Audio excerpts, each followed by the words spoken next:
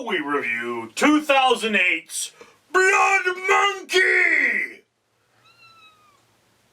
There are no monkeys in this movie. Alright, ladies and gentlemen, I am Richard, this is Siren, and we have just finished watching Blood Monkey together. Yes, I'll grant that she's a little young to be watching Blood Monkey, but in all fairness, she's a kiddie and has no understanding of what's happening. Before I get any further into that, let me remind you that for every 1,000 subscribers I get, I do purchase one of these bracelets from the company 4Ocean. 4Ocean then pulls a pound of trash out of the ocean every time I do that. Thus, I have linked my success to a better world for all of us. So yes, you should probably comment, like, and subscribe. Anyway, so when the movie Blood Monkey came under my radar, I said, that looks terrible. I've got to watch it. Then I saw that F. Murray Abraham was in it, and I was like, wow, I've got to watch this, because just the name F. Murray Abraham sounds so cool. Anyway, so I watched this movie, and Abraham plays a professor who is obsessed with proving that some hyper-intelligent apes with giant skulls exist. He's got a skull, but that doesn't prove they exist, that just proves that they did exist. So he wants to prove that they do exist. So he brings a bunch of people out to get eaten by the apes, right? Just so you know, technically speaking, the clearest difference between a monkey and an ape is that a monkey has a tail. Okay? Monkeys tend to be exclusively arboreal creatures that live in the trees, whereas apes tend to spend a little more time on the ground. So, you know, they don't have the tail for balance. They're closely related on the tree of life, but, you know, once again, we did not evolve from apes or monkeys. We evolved from an ape-like ancestor, says science. I'm not here to insult anybody's beliefs. So, yes, there is no ape missing link. You know, chimpanzees tend to spend a lot of time in trees because they live in areas where there are gorillas, and the gorillas tend to eat the chimpanzees, or at least harm them. Anyway, so yes, what you have is a story where most of the action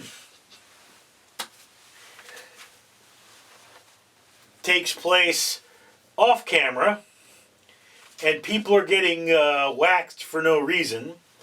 They are a bunch of teeny boppers, they should be people in their early 20s.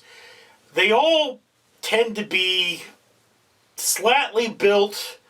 The females tend to be perky-chested, although not exactly large, and they kind of blend together. They have distinguishing features, but they still kind of blend together because the lighting isn't all that great. So yeah, look, Blood Monkey is a guilty pleasure film. It's a film with a lot of talking to pad its runtime, a lot of, oh, what are we going to do? What are we going to do? What are we going to do? Going on, and it's kind of a dumb premise. But you know, somebody had to make a movie. I'm glad these people got paid. This is kind of a fans of the genre only. It's a movie about, you know, dumb people. And the absurd stupidity of this movie, plus the fact that most of it is just a lot of talking, kind of makes it a drag. I mean, yeah, it had potential, but it had potential as an R-rated, fully produced film, not as a, made-for-TV CGI crapfest as it was.